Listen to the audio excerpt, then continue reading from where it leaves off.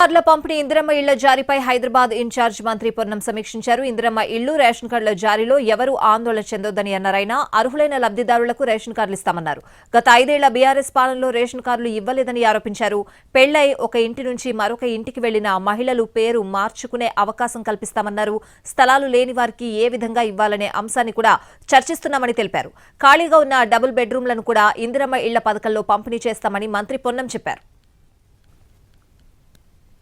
ఇందిరమ్మ ఇండ్ల పంపిణీ ఈ 2 కార్యక్రమాలను ప్రతి లబ్ధిదారుడికి చేకూర్చాలని, లబ్ధిదారుడు అనర్హుడిగా ఉండకుండా అంటే లబ్ధిదారుడికి రాకుండా ఉండేటువంటి అవకాశమే లేకుండా ఎంపిక ప్రక్రియ కొనసాగాలని కొన్ని మార్గనిర్దేశకాలు ఇచ్చి ఈ యొక్క సమావేశంలో చర్చించడం జరిగింది. క్షేత్రస్థాయిలో ఇందుకు సంబంధించి కొత్త షెడ్యూల్ కూడా విడుదల చేయడం జరిగింది.